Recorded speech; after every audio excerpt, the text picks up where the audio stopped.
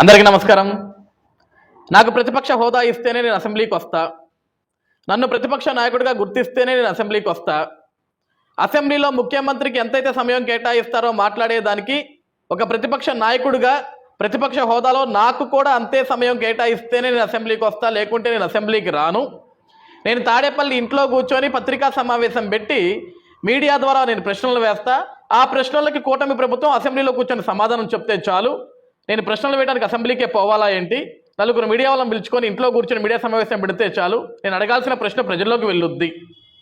గతంలో ఈ మాటలన్నీ జగన్మోహన్ రెడ్డి మాట్లాడిన మాటలు.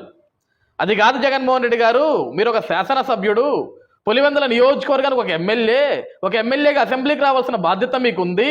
ఈరోజు మీకు ప్రతిపక్ష స్థానం కల్పించేదానికి ఆ హక్కు ఈరోజు ప్రభుత్వానికి లేదు, అది ప్రజలు మీకు కేటాయించలేదు, అది రాజ్యాంగంలో కూడా లేదు. కాబట్టి మీరు ప్రతిపక్ష నాయకుడిగా అనర్హులు, ఒక ఎమ్మెల్యేగానే మీరు అర్హులు. ఒక ఎమ్మెల్యేగా మీరు అసెంబ్లీకి రావచ్చు, మీ నియోజకవర్గ సమస్యలు ప్రశ్నించుకోవచ్చు, ప్రజల తరపున మీరు ప్రశ్నించవచ్చు, మీకు ఏదైతే సమయం కేటాయిస్తారో ఆ సమయం ప్రకారం మీరు మాట్లాడొచ్చు అని చెప్పేసి గతంలో స్పీకర్లు గారు చెప్పడం జరిగింది, అందరూ మాట్లాడడం జరిగింది. కానీ జగన్మోహన్ రెడ్డి నాకు ప్రతిపక్ష హోదా ఇస్తేనే వస్తా, లేకుంటే నేను రాను అని చెప్పాడు. కానీ ఈరోజు బిగ్ ట్విస్ట్ ఏంటంటే ఈ నెల 24వ తారీఖు రేపు సోమవారం జరగనున్న అసెంబ్లీ సమావేశాలు, ప్రారంభమవునున్న అసెంబ్లీ సమావేశాలు, బడ్జెట్ సమావేశాలకి జగన్మోహన్ రెడ్డి గారు హాజరవనున్నారు. ఇది నిజమే. ఈ నెల 24వ తారీఖు జరగనున్న బడ్జెట్ సమావేశాలకి, అసెంబ్లీ సెషన్స్కి, గవర్నర్ గారి ప్రసంగానికి జగన్మోహన్ రెడ్డి గారు అంటే ఆయన 11 మంది టీం తోటి కలిసి అసెంబ్లీకి వస్తాడు ఆయన. ఎందుకంటే ఈరోజు ప్రతిపక్ష స్థానం ఇవ్వట్లే, ప్రతిపక్ష హోదా కల్పించట్లేదు, లేకుంటే ముఖ్యమంత్రి గారితో ఈక్వలంగా ఆయనకు ఆ సమయం కేటాయించట్లేదు మాట్లాడేదానికి. యాజ్ ఎమ్మెల్యేగా ఎంతైతే ఇస్తారో అదే ఇస్తామన్నారు.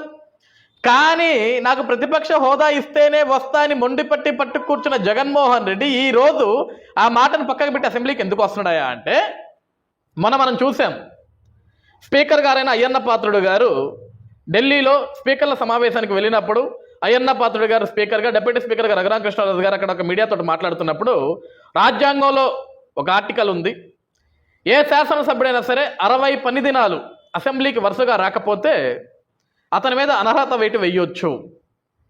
ఈ మాట జగన్మోహన్ రెడ్డి గుర్తొచ్చింది.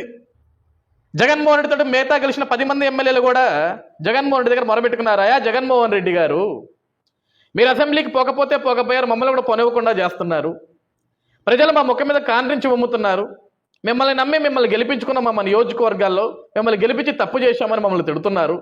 దయచేసి అర్థం చేసుకోండి, మీరు గతంలో అసెంబ్లీకి వెళ్ళారు, ముఖ్యమంత్రి స్థానంలో కూర్చున్నారు, మేము కూడా అసెంబ్లీకి ఒకసారి కూడా వెళ్ళాలి కదా. ఈరోజు అనర్హత వేటు వేస్తే శాంతం పరువు పోతుంది, కాబట్టి అర్థం చేసుకోండి జగన్మోహన్ రెడ్డి దగ్గర మొరబెట్టుకుంటే జగన్మోహన్ రెడ్డి కూడా భయం ఉంది. ఇప్పటికే ప్రతిపక్ష హోదా నాకు ఇవ్వలేదు, ఇప్పటికే ప్రతిపక్ష నాయకుడిగా నన్ను గౌరవించట్లేదు, నాకు గుర్తింపు ఇవ్వట్లేదు, కనీసం రోడ్డు మీదకి పోతే నన్ను ప్రతిపక్ష నాయకుడిగా కూడా ఎవడు పట్టించుకోవటం లేదు. ఇప్పుడు అసెంబ్లీకి కూడా పోకపోతే నా మీద అనర్హత వేటు ఎక్కడ వేస్తారో, వీళ్ళు అనర్హత వేటు వేస్తే ఆ శాసనసభ్యుడి పదవి కూడా ఉంటుందో ఉండదో ఒక భయంతో ఈ నెల 24వ తారీఖున జగన్మోహన్ రెడ్డి గారు అసెంబ్లీకి వెళ్ళనున్నారు.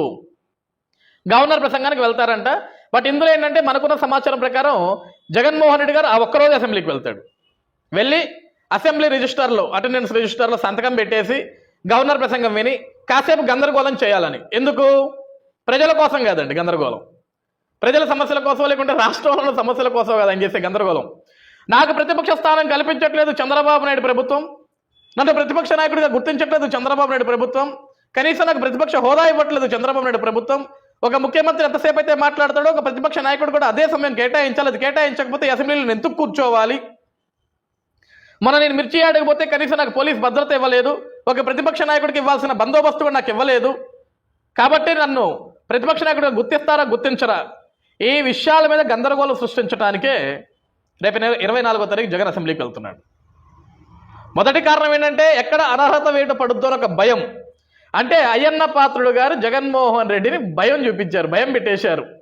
జగన్ నువ్వు రాకపోతే నాకు పోయేదేమీ లేదు, ఆ ఉన్న పదవి కూడా పోతుంది నీకే, కాబట్టి అది మదిలో పుట్టుకొని నువ్వు అసెంబ్లీకి వస్తే నీకేం మంచిది, రాకపోతే అది నీకు కర్మ అన్నట్లుగా ఆ రోజు అయ్యన్న పాత్రుడు గారు చెప్పారు. కాబట్టి అయ్యన్న పాత్రుడు గారి మాటలకి కొంచెం జగన్ ఎక్కడో జంకాడు. లేనిపోతే అనర్హత వేటు పెడితే నాకు ఎందుకు ఈ బాధ, నా పక్కన 10 మంది ఎమ్మెల్యేలు కూడా వెళ్ళిపోయారు అనుకో, సొంటిగా ఒంటికొమ్ముగా మిగిలిపోతానేమో మన భయం. ఆ భయంతో జగన్ అసెంబ్లీకి వెళ్తున్నాడు. కాబట్టి ఏం జరుగుతుందో మనం కూడా చూద్దాం. 24వ తారీఖున జగన్ అసెంబ్లీకి వెళ్తున్నాడు. అసెంబ్లీలో జగన్ ఏం మాట్లాడున్నాడు, అసెంబ్లీలో జగన్ ఏ విధంగా గందరగోళం చేయనున్నాడు, అసలు అసెంబ్లీలో జగన్ ఏం మాట్లాడబోతున్నాడు, జగన్ మాట్లాడితే ఏ విధంగా ఉంటుందని పులివెందుల ప్రజలతో పాటు ఆంధ్రప్రదేశ్ రాష్ట్ర ప్రజలు కూడా చూడటానికి సిద్ధంగా ఉన్నారు. అసలు జగన్ ఏం మాట్లాడబోతున్నాడు, అసెంబ్లీలో జగన్ ఏం చేయబోతున్నాడు, 24వ తారీఖు దాకా వెయిట్ చేద్దాం, చూద్దాం.